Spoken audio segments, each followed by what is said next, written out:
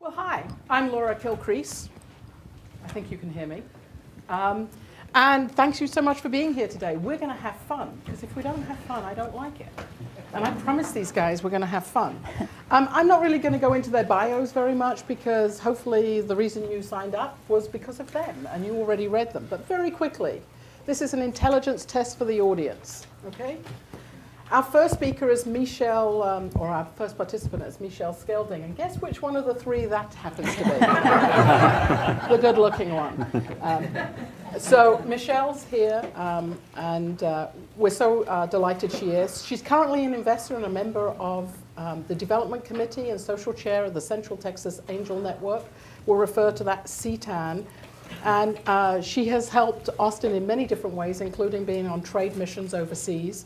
She also currently serves as the Senior Director of Global Business Development, Marketing and Communications for Apconomy and Da Chao, which means Big Bridge in Chinese, leveraging innovation opportunities that span the United States, China, and other independent markets through entrepreneurship.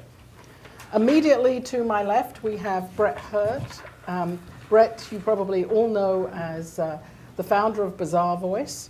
And remains on Bizarre Voice's board, but perhaps what many of you may not know, he has extensive experience in online marketing areas, and in fact, he is a serial entrepreneur, having started five businesses, including prior to Bizarre Voice, Core Metric, and is now presently with Austin Ventures, and we'll get to ask Brett more.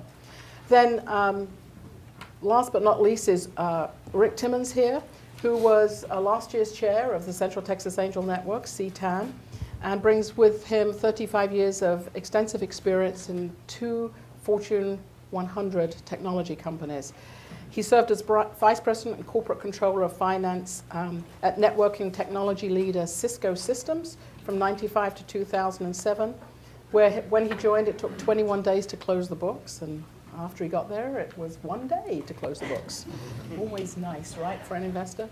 And then prior to that was CFO of Motorola Japan, where they had explosive growth from 200 million in sales to over 2.5 billion in sales. So he is also an active participant with VCs, as well as being an angel. So let me do a quick survey of the audience. Brief question. Yes. You can raise your hand if there's an empty chair next to you so we can send someone over in that direction. Okay, thank you. Great. Thank you. We have 3 empty chairs. I see who comes. Hey, question. How many of you in the audience are actively being an entrepreneur today? Great. How many in the audience are wishing to start a business or considering to start a business but not from today? Great. How many of you are looking for financing? How many of you can recognize an angel when they walk in front of you? We've got somewhere. Are you talking about a real angel, or you're talking about angel investor? Are they not the same? Okay. They're definitely not the same. Are there angels in the room too? And are there angels in the room too? Are they going to admit to being angels? And any VCs in the room that I don't recognize? Great. Thank you for being here. We're excited to have you. So please, let's make this interactive. We're going to start with a few minutes dialogue from each of the participants in a particular area, but we're going to cover many different subjects. So the more you're interactive, the more you'll get out of this. Perhaps I'd like to start with Rick, as he is the past chair of the Central Texas Angel Network. Rick, can you tell us a little bit about CTAN? And hard to hear in the back. Okay. I have a mic. Can you all hear me? Yes. All right. If you can't hear me in the back, let me know. So Central Texas Angel Network is a group of approximately 110 members, and we do invest in seed stage entrepreneurs and startup companies. Last year, CTAN invested in approximately 28 companies. 12 of them were new companies, and 16 were follow-on rounds to investors who or companies we had previously invested in. And we invested last year approximately $8.5 million. The year before that was about 7 million or so. So we are one of the 3 or 4 most active angel networks in the country, because there is a lot of entrepreneurs here in Austin, and it's a great environment for entrepreneurs. But more than just the facts and figures that I just shared with you, the angel network here in Austin does a significant amount of work with entrepreneurs in terms of advising, consulting, mentoring, and helping entrepreneurs become successful. There's a lot besides financial considerations that angels do to help entrepreneurs become successful, and the angel network here in Austin does a significant amount of that. Many of our members do a lot of work to help entrepreneurs in small meetings, one-on-one meetings, and a lot of activities to encourage them and to help their businesses move forward. So I'll leave it at that. Great. For now. And for those who want to tweet, the tweet is hashtag RISE, RISE, ATX 13. Okay?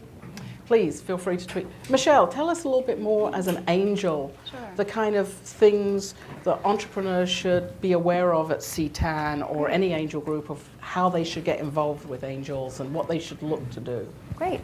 Sure. So I joined 5 years ago, and it was a much smaller organization, and I was looking for an alternative investment for my money to help keep it grow.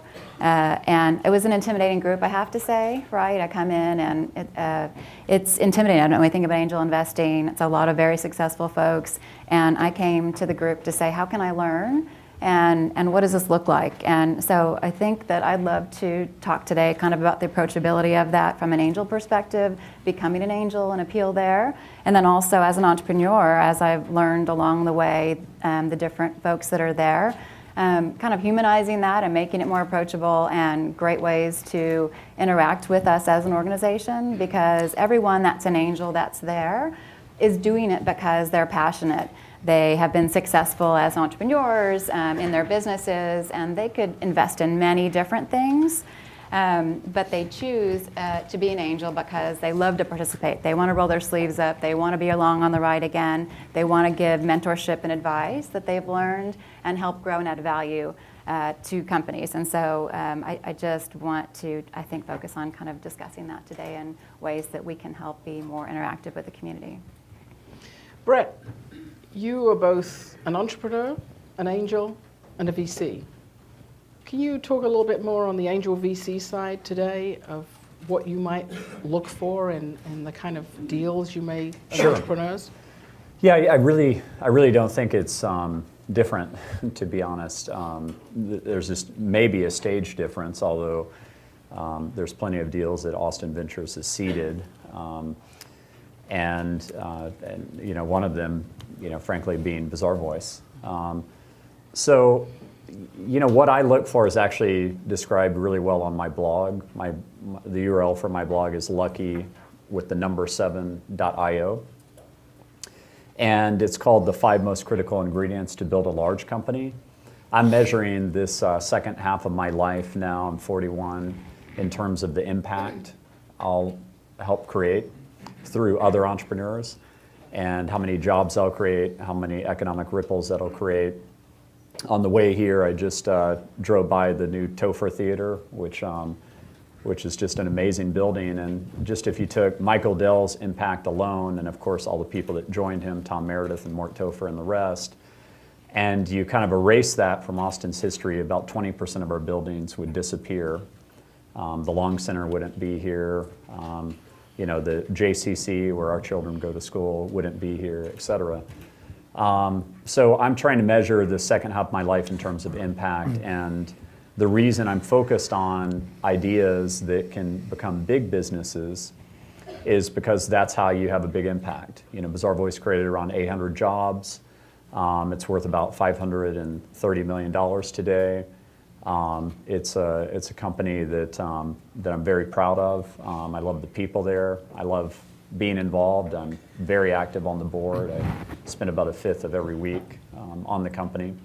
But I've also met with 200 entrepreneurs in the last 6 months. And I love doing that. I want to help as much as I can. I love this city. I was born and raised here.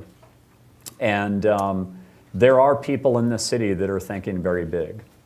There are some people that are frankly thinking too big, for their stage, and need to think of a way to sequence things and, their kind of path to become a global leader. But I think I can offer those people a lot. And as I wrote about on my blog post, The State of Tech Entrepreneurship in Austin, which kind of chronicles this meeting with 200 entrepreneurs in the last 6 months, there's 3 types of businesses, and I'm only interested in working with stage 2 type of businesses. So, stage 1 entrepreneurs tend to do what's most obvious to them, the thing that they know how to do, which is start a consulting company, hawking their skill set. Those are almost impossible businesses to scale, but you may build the next Proficient, which is pretty amazing. It's worth about $300 million. It's only 15 years old. They've, of course, had to acquire, 40 or some odd companies to get to that size in 14 years, so it's hard. But I'm interested in stage 2 businesses, which are businesses that are product focused, like a HomeAway, a Bazaar Voice, a SolarWinds. A Facebook is a product focused business. Something that's a much bigger ambition, that has a much larger ability to change the world. So when I've got either hat on, angel or VC, I'm thinking in terms of that. And I will say the one difference is that if I've got the angel hat on, sometimes I'll just make a passive investment in something. Like, for example, I made an investment in Deep Eddy. I'm thinking about making another investment now in a nutrition company to balance out the karma. But that's a bet on Clayton. Clayton's a genius, in my opinion. I actually met Clayton, by the way, through Rise. I had a session 4 years ago at Bazaar Voice on how to build a great company culture, and Clayton was front row. So I'm a huge, huge fan of Rise. I think this is one of the best things the city has going. If I was a young entrepreneur, I would attend every time slot, every day of that week. And hey, it's free. Just like the Bootstrapper's Bible, which Seth Godin wrote. He's like, this is a book for bootstrappers. They can't afford it, so there you go, it's free. So sometimes I make an investment like a Deep Eddy where I'm like, well, if I get a 3x return on that, that's fine. It's possible that Clayton builds the next Patron, though. You never know. I'm not banking on that, although I'm a big believer in it. But I want to see a clear path where I can have conviction that the company can get to 100 million in revenue, and there's a chance that it could get to $1 billion in revenue, where that's within the realm of opportunity. And most things I see are not even close to that. But still may be very good lifestyle businesses, and my parents always had a lifestyle business and may do just fine for the entrepreneur. So I'm a think big guy, and you kind of get what you get when you interact with me. And we will be having some of that interaction. So. Let me go back to Rick just a second. I have a couple more questions. Rick, tell me, when an entrepreneur comes to you and you're considering investing, and I know you've been a fairly, if you don't mind me saying, prolific angel investor, can you give us key points of what you're looking for when they come to you? Mm-hmm. So when I first started doing angel investing in 2003, I was terrible.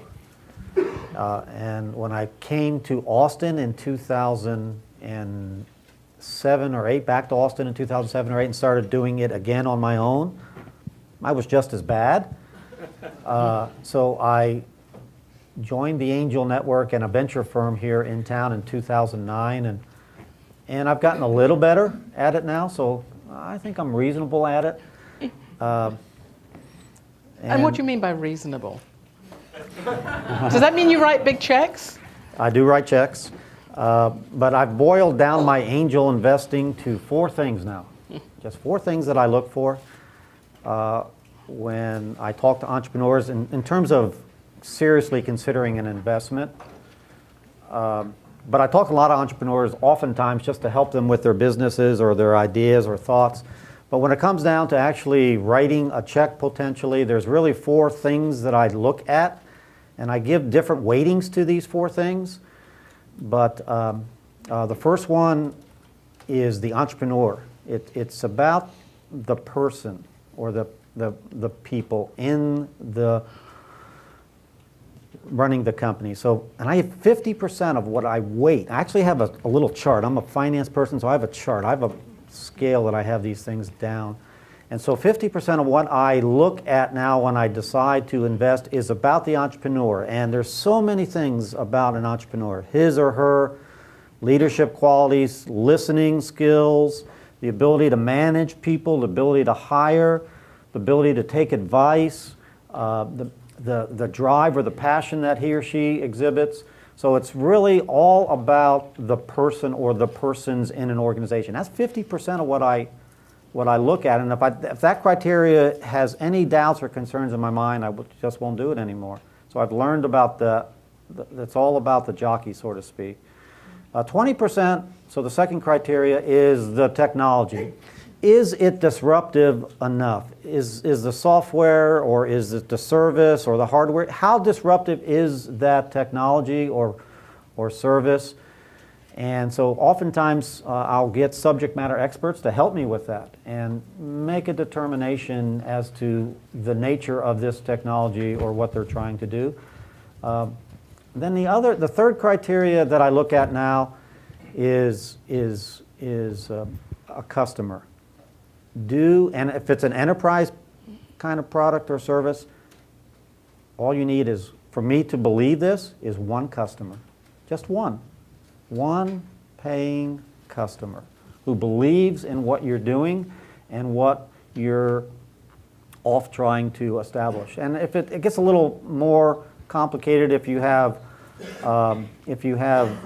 consumer or other kinds of products or services. And then the last thing I look at is the business plan, and that's only 10%, because I don't believe business plans anymore. I want you to do it. I want you to go through the exercise. I want you to understand it. I want you to know how you're going to use your funds and manage your resources and hire the right people and what you think are going to be the revenue sources, even though that they won't be, because you'll have to pivot many times before you recognize that.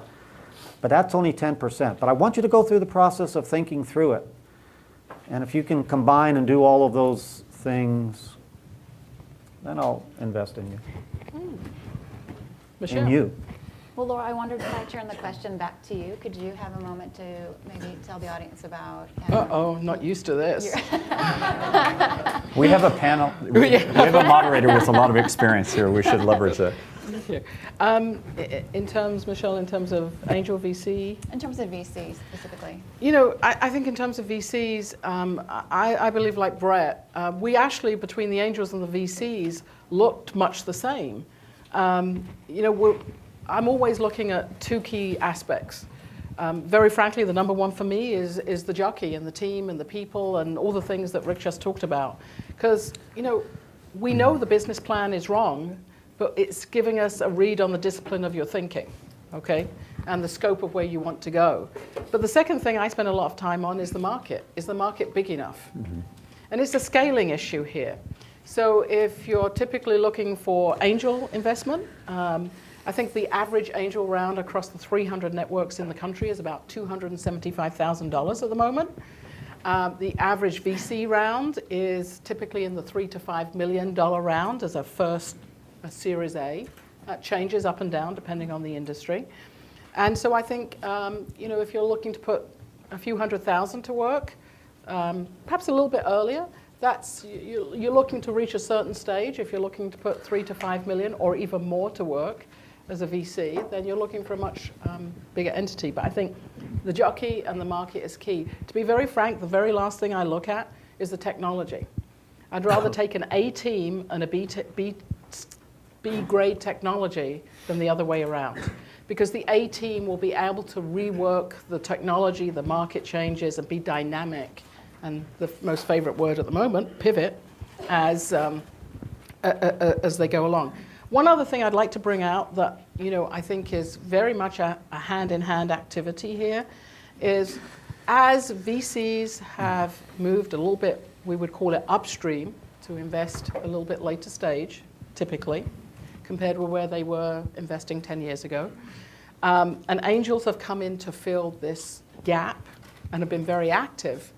We're now starting to see a third and a fourth category. A third category is the category of super angel, the angel who will be, or a micro VC, they fall into the same bucket. Someone who will do singularly $500,000 themselves. That could be a smaller regional VC or a large angel. And then the fourth bucket, I would say, is we're seeing syndication between angel networks across the country.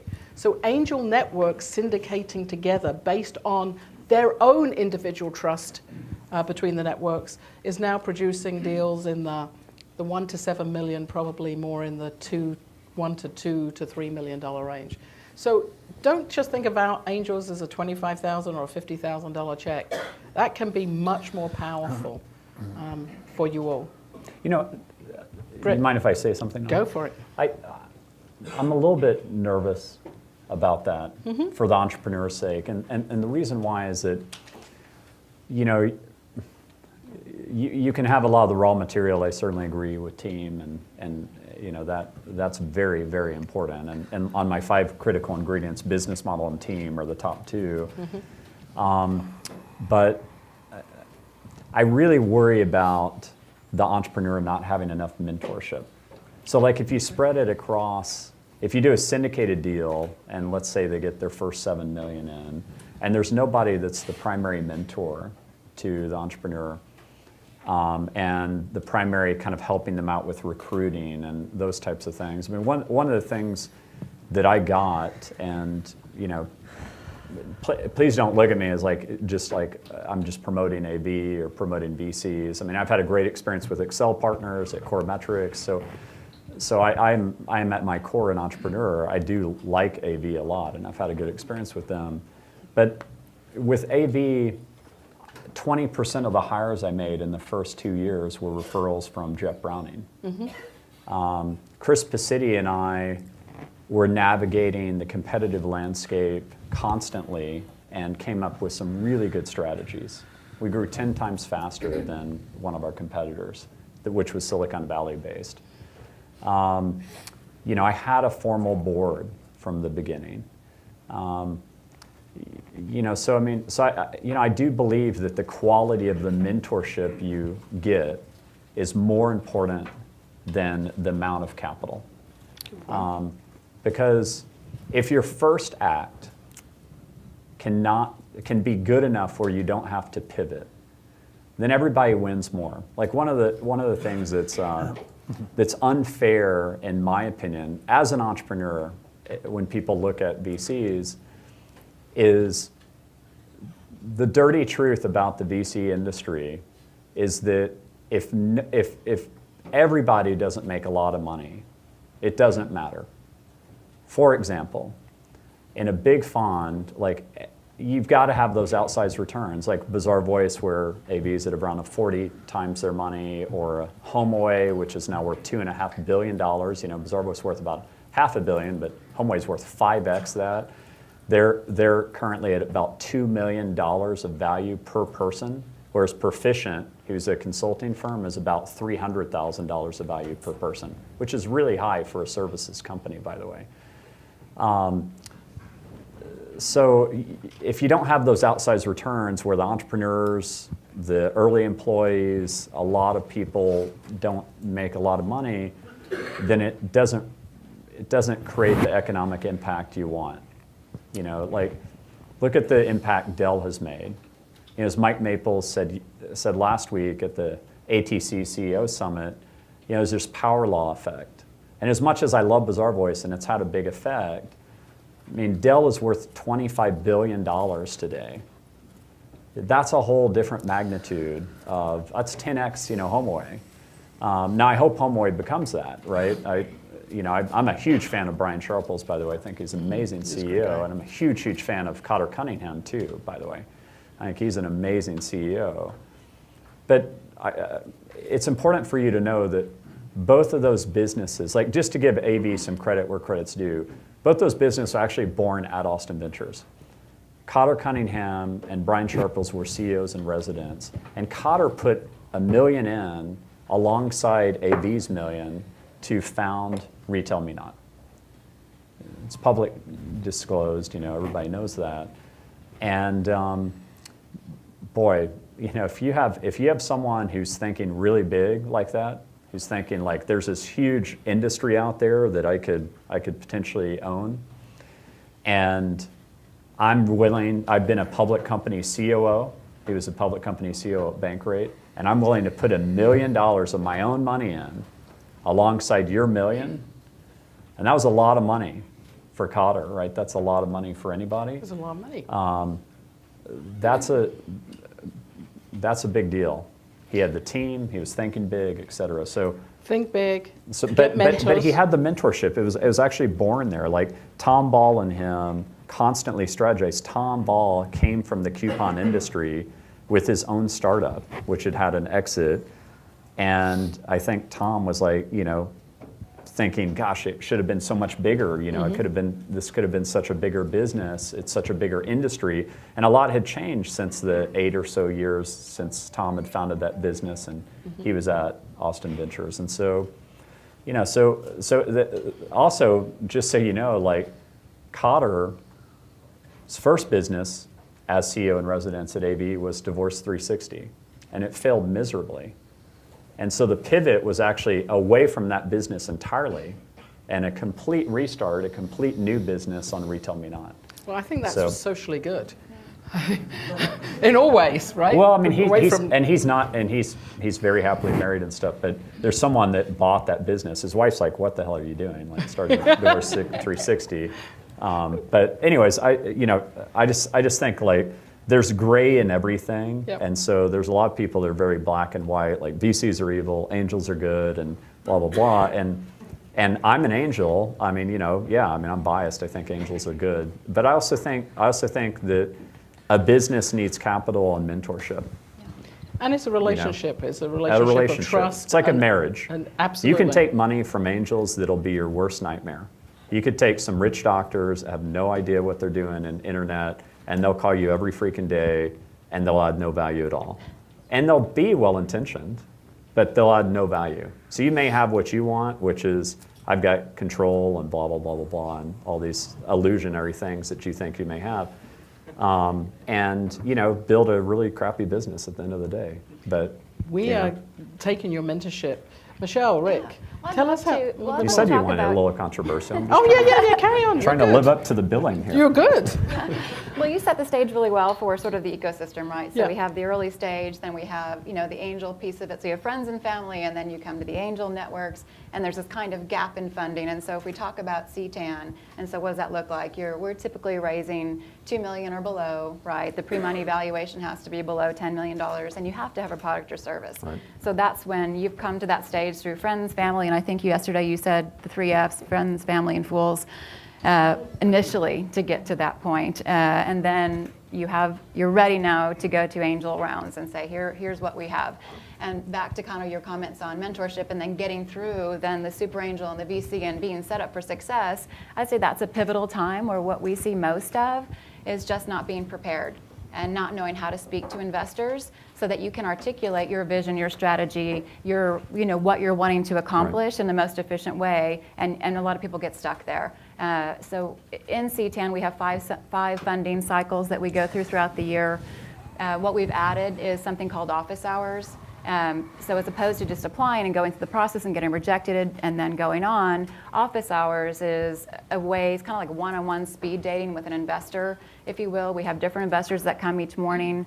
You sit down, you have 10 minutes, is it? You sit down for 10 minutes and you can ask any questions one-on-one. You get up and you sit down and talk with someone else. And so what's wonderful about that is you get clear on where you are, what your questions have, and you get immediate feedback from lots of investors, angel investors, and then you can be more prepared. Are you ready to go ahead and apply for funding? Because you get that one first impression and you want to be prepared on what that looks like so that you can kind of carry through the most efficiently. I'd say that's pretty important to do, is prepare. And know exactly what you're doing and learn how to speak to an investor. You're passionate about what you're doing, but you need to understand that you need to speak to someone who's viewing it from an investment perspective. What they're looking at, they've seen thousands of deal flow, right? So it all comes to them and they're looking at, okay, what's going to turn me on here? What's the size of the market? Okay, check. What's that? What's the return possibly going to be for me? What are you doing? Who are you? What's your team? And you need to serve it up in a way that's interesting and quick and efficient. You know what you're doing in a very short fashion so that they can make that connection with you and want to help you. And then you can pick a strategic investor that then has all these different networks, the 1 to 10, right? Because that person then can help connect you and move you along through the process. So I'd say that preparation early on will set you throughout the way. So. I'd like to add that there's also perhaps one big difference in perception on angels and VCs. Angels actually statistically will invest in almost any type of businesses. And some of you probably think, oh, we're in a tech town, we're only looking at tech. When in fact, angels has been demonstrated will invest in alcohol businesses or consumer product goods as a package. It's not something I wanted to get out there. Sorry, but hey, insert foot in mouth later. No. Hey, actually, it's a growing market in Texas. I love Clayton. I do. I really do, and it's good stuff, man. I don't know if you got it, but it's good. I have it. There you go. I promoted it. I've done my duty as an angel. But angels statistically will invest in a very broad spectrum of business. There's almost, if you get the right angel, there's almost no business type that they won't consider. Whereas VCs tend to have some particular domain knowledge in particular areas. So again, when you're looking at capital, regardless of what type, understand if you're going to approach a VC, you're going to approach a pre-C in the business area that you're in. Angels may have a broader perspective, although, Rick, you may have a different view. A little different. I could see that one coming. I've talked to so many so many entrepreneurs now, and I've made a lot of investments, as you mentioned, Laura, and it turns out I don't think I don't know, and I think most of the entrepreneurs that I invest in don't know that they are going to be the next big thing. Mm-hmm. It is so hard for them to think that they are going to be the next bizarre voice. I'm not even going to mention things like this thing that starts with an F and ends in a K. It's all the way in. No, it's not what you're thinking. It's Facebook. See? I got you. My head's about to drop on the table. Let alone that. Hey, I got you. So they don't know if they're going to be the next big thing, and I don't know either. In fact, of the 24 investments that I've made in 4 years, only one has this is a company that was started in 2009, and I've made several subsequent investments in this. That's the only company that has a chance to be public. Only chance, and it's going to probably be at a faster track than Bizarre Voice, by the way. That's awesome. You can tell me about it later. I will. They have another E round that's opened up. So my point is, it's so hard for an entrepreneur to know that they're going to be the next big thing. I really want entrepreneurs I mentioned it earlier, I really want entrepreneurs to tell me how they're going to get their first customer. And I invest at the stage when they can convince me or have that first customer. One customer, one paying customer. And so to go from one to many to lots and lots with significant revenue is such a tremendous amount of work and activity. And I am like Brett in the sense that I will not put my money into companies and walk away. So I'm a pretty active investor, and many others are in C10 in the sense that it's important to be advisory to the team, either through boards, advisory roles, or just the informal getting together to understand how the business is progressing. And there's no substitute for sitting down and listening to an entrepreneur and giving them the advice that you may have accumulated of 35 years of being in business. And that advice is so helpful. And I don't think angels should be making investments if they can't, frankly, give that kind of advice, although many do kind of invest and divest with their time. But I'm one of the ones who gives a lot of time and back to the entrepreneurs once I do make an investment, because it's important for me to understand how he or she is doing and what I can do to help that process along. I'm sorry, I didn't mean to put you all to sleep. Okay. It was fixed. It was dramatic. That's very dramatic. And then there was light. And then the audience actually asked questions. So, questions. Well, I'm going to ask one very quick. I'm going to ask two. One's a quick answer, but I probably won't get a chance to ask another. So the first one is the bigger between the angel and the VC. I mean, you all have spoken a bit about from your end the difference between angel and VC investing. But I think the perspective from the investee side is a little different. So I know people who've gotten funding from angels and from VCs. And granted, in the VC point of view, they're further down the track, and if the team hasn't proven themselves by then, it just seems like oftentimes there's a little less sort of mentorship and growth of the team at the VC level than there may be at the angel stage. And oftentimes, in the experiences of people I know, is that leadership gets replaced with known quantities to the VCs. I mean, can you talk a little bit about that? And then one very quick question, because I'm a communications coach who works with people very much on their presence and their pitching. What is the single biggest mistake you see people make in the pitch? Oh, this is great, because I can answer both questions with the same answer. Hey. So the single biggest mistake and the reason people get replaced by known quantities, which, by the way, didn't happen at Bizarre Voice. I got to hire the team I wanted, grow the team I wanted, retain the team I wanted, et cetera, is that the entrepreneur is given very bad advice and goes into a VC or angel pitch, frankly, either one, and shows a hockey stick that they don't believe in. That someone told them, like, hey, nobody's going to invest in your business unless you show a hockey stick, you need to spend more money, or nobody's going to believe it, blah, blah, blah, blah, blah. All that is just false. So whoever told you that, they don't know what they're doing, and you need to run away from their advice because nothing counts like integrity at all stages. And when you show up in front of an angel like Rick or me or anyone else, you should show up with a plan that you very much believe will happen.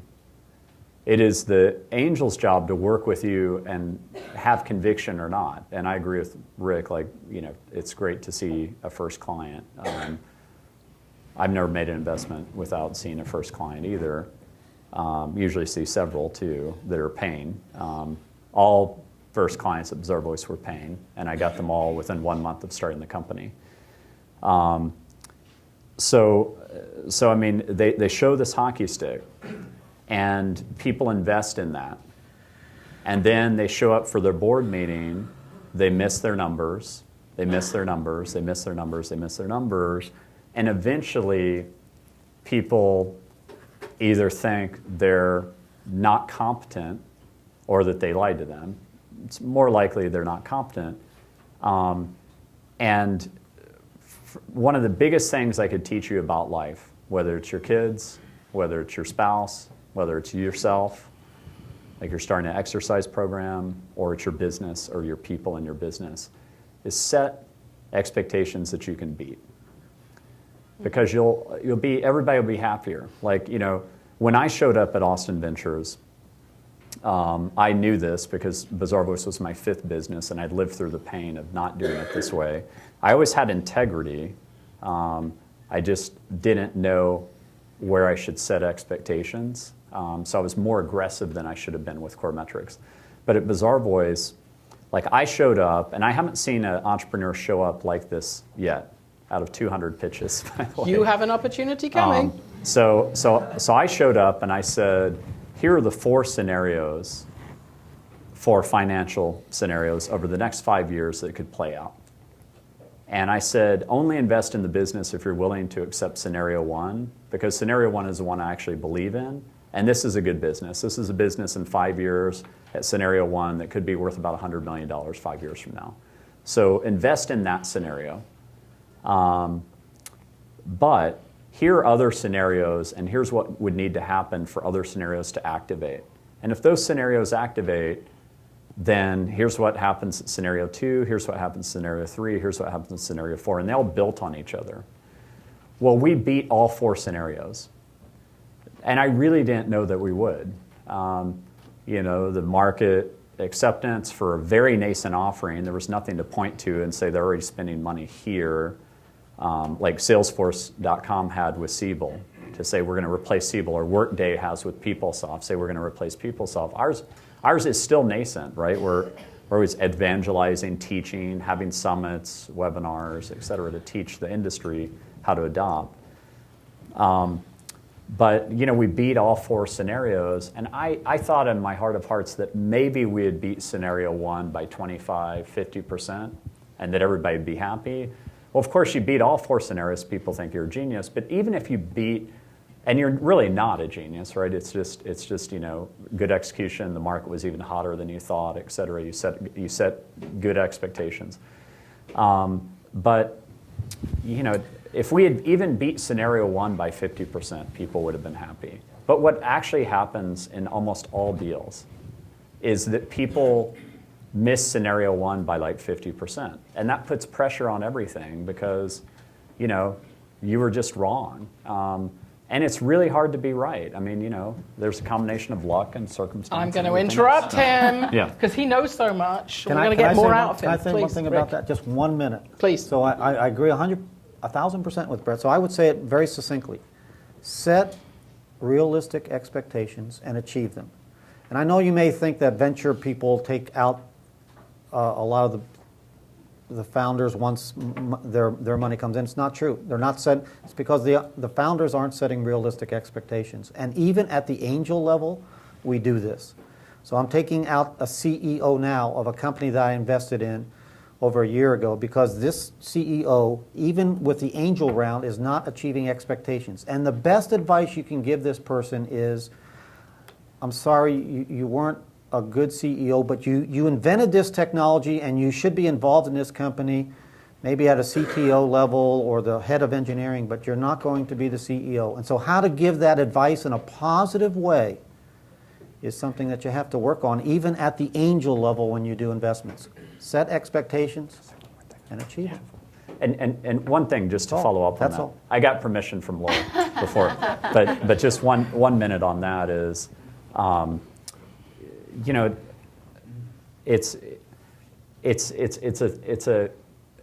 CTO now is now going around demonizing Rick. Almost for sure. I don't know who it is. No, but we're working together to make sure he doesn't. But I mean, but they may, I mean, Rick's a super guy, and by the way, it's really freaking hard to take books and close them in one day. Like, that's amazing for a public company. That's like almost unheard of. No, it really is. I mean, you talk about technical difficulty. And so I mean, I bet you that they're having conversations with other founders saying, hey man, watch your back. If you don't want the pressure of being accountable, then be like my parents and don't ever raise money from anybody. But my parents had very limited impact. And they knew it. As I always tell friends, my dad had the chance to sell his products in all the Walmarts worldwide. He invented the first, or US-wide, it was only US back then. He invented the first halogen fishing light. He was Tim Ferriss, as depicted in the book, not the real Tim Ferriss that travels all over and speaks all the time, but the actual one that worked 4 hours a week. And my dad turned Walmart down, and I was 10 years old, and I was very angry about it. And he sat down with me at a small table, and he said, son, you may realize the value of keeping life simple one day, or you may not. That's your choice. And before he passed away, he said, you never did get that lesson. And I said, Dad, I said, you know what my problem is, right? And he said, yeah, you're just too damn ambitious. I was like, bingo. But he had a lot of appreciation for what I did, but we're wired differently. If you're one of those people like my dad, you don't want to ever report to anybody, you don't want to ever be accountable to anybody. He was accountable, by the way, to his clients, and they bitched about, fixing his product and all that stuff. But just don't take money from anybody, and don't talk to any of us, please. That's good. That's good advice. Okay, other questions. Now we're going to have the 1 minute rule, okay? 1 minute rule is if your question takes more than 1 minute, we're stopping and it's not getting answered.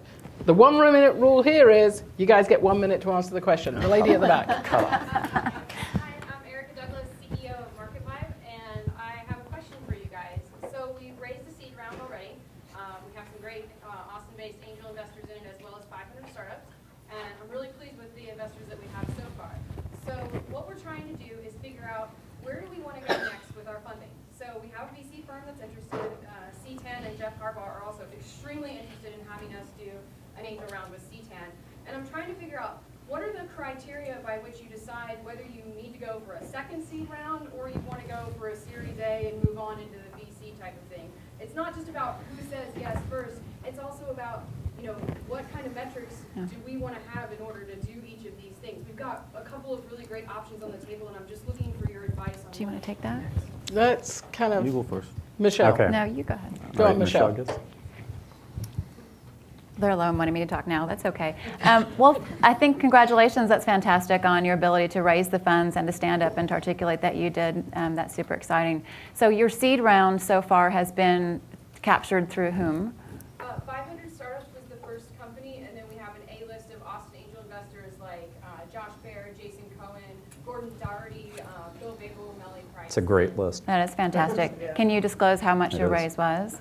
235,000 so far. Perfect. And then what are you looking to do? And I don't know if this is an open forum for this. So those are the kind of questions I think I would take you through, which is you need to kind of look at where you are today, who's on that list, what is that use of funds, and then, you know, what have you given away in your equity at this stage, and what do you need to get accomplished to get to that next round, right? Typically in the first Series A, we look all the way up to 1.5 million, and I would always say when the money's there, you want to get the money, right? You've got all these great people there. Put down and see what that looks like, get their advice before you come, you know, to us, and we can help you look at that as well. But you're hot right now. You've got a great bunch of advisors there. You're running with it. Get the money that you need while it's available, and then I would say go from there. But that would be my advice.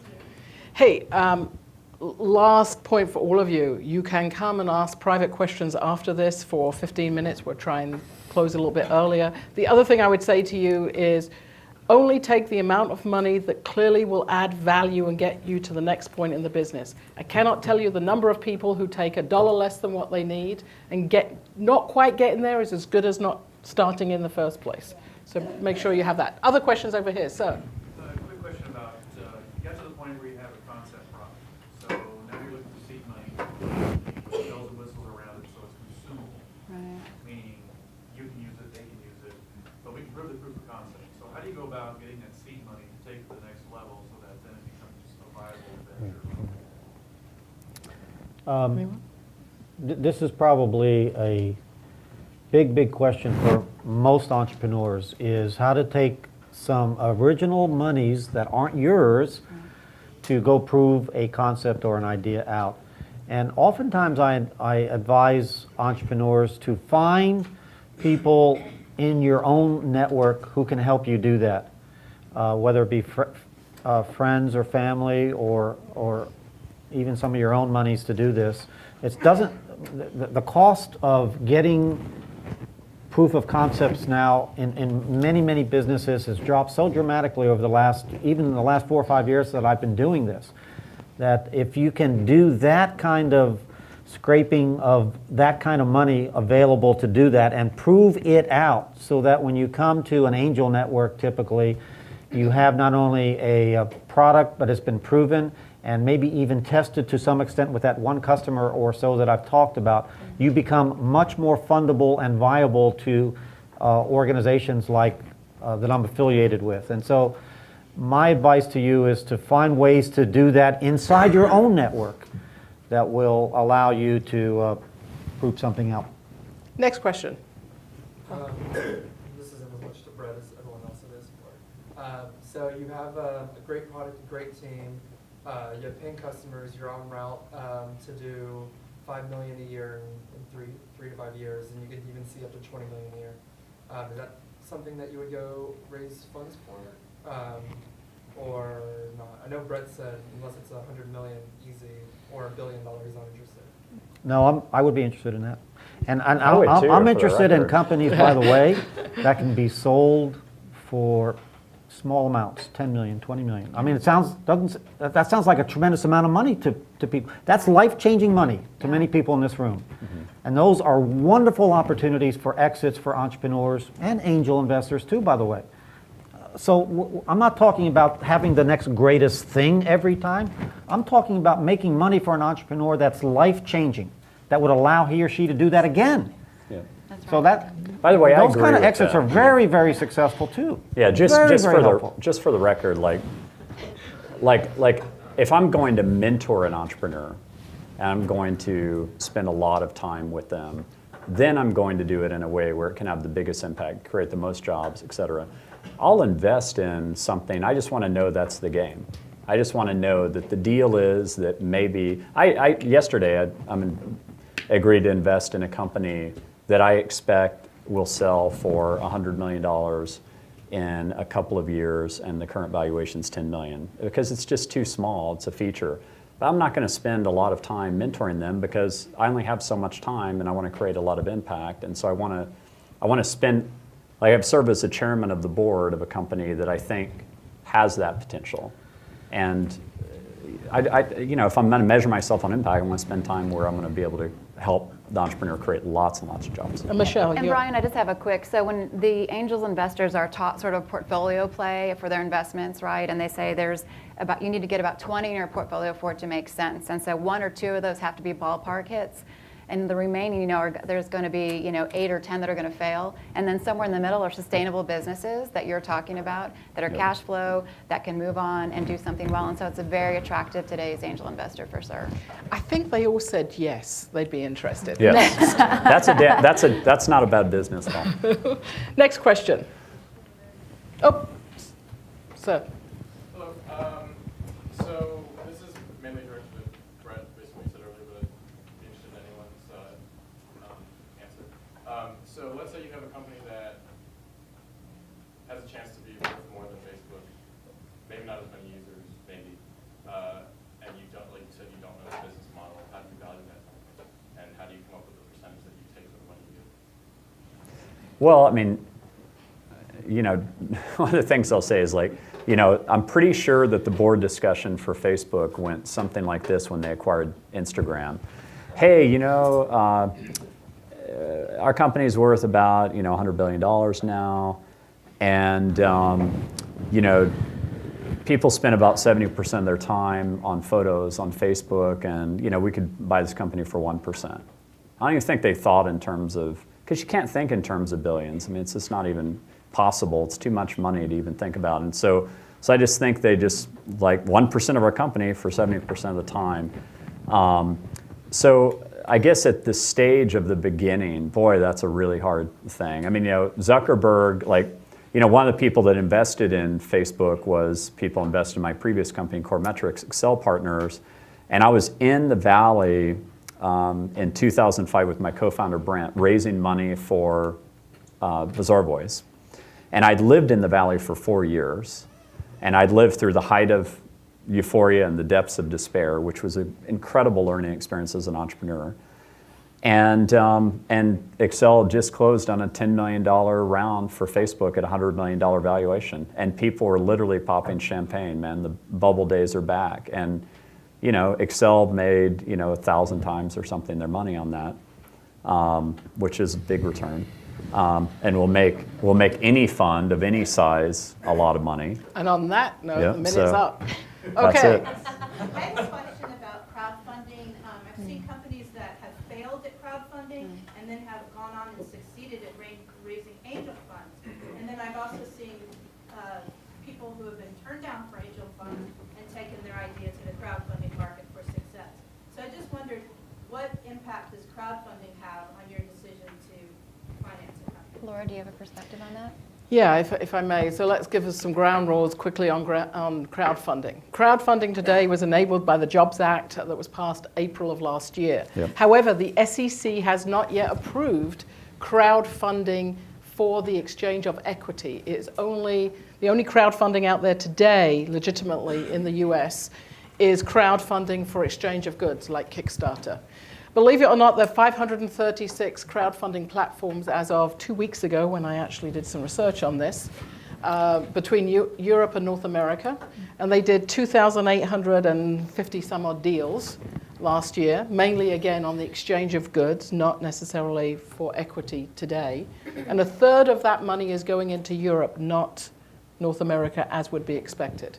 The expectation is there'll be at least 100% growth in those platforms in the next year or so. Now, given that as a platform or as a base of information for everyone, I actually think crowdfunding, when it comes into being and the SEC passes this, will be actually good for both angels and VCs, because it's another means to get you a little bit further along. I think one of the things that's going to be unknown is when you have an investor from Timbuktu that you will never see, you will never get the value beyond the commodity of the money. And the value that this panel's talked about often is the value in the mentorship and the people and the connections. And how that's going to happen is something different. Claire has a quick point on this. There's a crowdfunding panel? Yes, we have a crowdfunding super panel on Oh, Friday. cool. I believe it's sold out, but I'm going to talk to AT&T and see if we can fit in a few more folks. So keep an eye on that. If you're interested in crowdfunding, we'll open that today if we can, if you want tomorrow, whenever I Great. get to it. That's great. Any other comments on crowdfunding? I would just say, I mean, I agree about the lack of mentorship, kind of see earlier conversation for that point. But I also think, look, if you really believe in it, who's to say you're wrong? And, when I went to Wharton to get my MBA, I was very much a student of entrepreneurship, and I attended any presentation I could where a successful entrepreneur was speaking. And the only thing I could find in common with them is they're persistent first and foremost. And the second thing is they're ambitious. They come in all shapes and sizes, all ethnicities, all genders, you name it. But, who's to say you're wrong, But also have the humility to at least listen to the naysayers. But, Guy Kawasaki has a great book called The Art of the Start. I can't recommend it more. And in there, he says, don't let the bastards beat you down. And what he means by that is especially a bastard with money, you'll really listen to them. And Thomas Watson, said that the world market for computers was maybe 7. Now, he was smart enough to actually invest in it, too.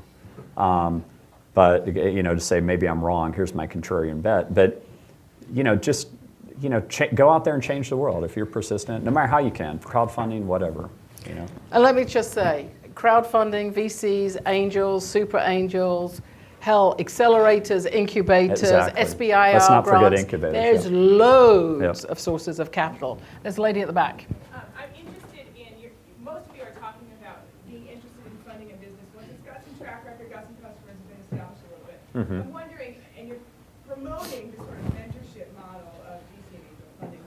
I'm wondering if you've ever experienced the entrepreneur feeling like it's meddling instead of mentoring, and if you have advice about the transition that people make from sort of being in charge of something and then transitioning to letting go of the control, basically the tension that your father had about his business. Yeah, You have yeah. advice for people when they decide to Sure. bring in people when they're probably used to kind of running everything themselves up until that point. I'm going to go along the panel because this is going to be the last question to give you time. I can start real Yeah, quick. sure. I Yeah. think I'm also a mentor with Incubation Station. You might know it in Cool. town. It's a consumer packaged goods focus, and it's our track number 2. We've got fantastic mentors, and so what appealed to me about it is, as a CTAN member and seeing many, many companies go through, and I think you had a question before down here about what do most companies not do? They're not prepared as they should be. They come too early. They don't have all the information. And they just don't have the package together at the right time. And so what I was impressed with, there were 2 companies that came out of track 1 from Incubation Station to CTAN to raise funds because the others had already gotten their raise. And it was Permisi, Snack Foods, and it was the Verb products. And I tell you, those folks got up in front of CTAN, and our crowds, they're pretty tough, right? They're investors and they can ask questions and dig in and they know what they're doing. And these folks got up and it was brilliant. They were so prepared. Everything that they had was flawless. They knew they had all the backup material financially to support what their assumptions were, how they were going to get there, the mentorships in place. It was fantastic. And so I would say that I lost my train of thought. My thought was Your minute's up, you're done. Great. Thanks, Michelle. Rick. It was good, though. It was good. It was really good. Getting value. Anyway, I would say, I don't know if I'm going to answer your question. I was thinking about it a little. When I had discussions with entrepreneurs in the beginning, I oftentimes talk to them about the transition from getting from the size they're at now to the size they may be down the road, and whether he or she can do that. And there's a lot of discussions we have about whether they're capable for that next level or that next stage in the life of the development of a company. And I would say many times they're not. Many times they're not. And the most successful entrepreneurs are the ones that can recognize those kinds of limitations or the ability to hand off or transition to other people who can do other things with this product or service that's been created. And those kind of entrepreneurs are very, very good because they recognize what they're good at doing and what they're good at not doing also. And to the extent that people can oftentimes understand that is a very, very good thing, and a conversation that needs to oftentimes be had at the very beginning, the early stages of becoming a part of this company that you're going to invest in and to mentor or work with. yes. Thank you. Brett? Yeah, I would just to answer your question. You know, when I was an entrepreneur, I tried to have empathy for investors and say, how would I want to be treated, and treat them that way. I wrote a blog post on how to treat your investors and advisors, which I encourage you to read. Now that I'm an investor, I want to have that same level of empathy for the entrepreneur. And a great technique for coaching anyone is to use the Socratic method. I've been taught this by the Young Presidents Organization. You go through forum training, and you can give advice without telling people what to do. You can just say, hey, here's what I experienced, and here's how it turned out. But look, you're the CEO, and you know, that's my experience. I mean, you know, you make up your own mind. I look for the strengths in the individual, and I build trust. Hopefully there's strong integrity there between the two of us. Yep. And I look to make sure that that person continues to use their strengths, because typically when they're not using their strengths, they don't like what they're doing. And eventually they will tell you they don't like that. That's a great And that's point. a point at which you can help them continue to be successful. Yeah. On that note, we have a great successful panel. We have a fabulous audience. Thank you so much. Please join me in thanking. Thanks.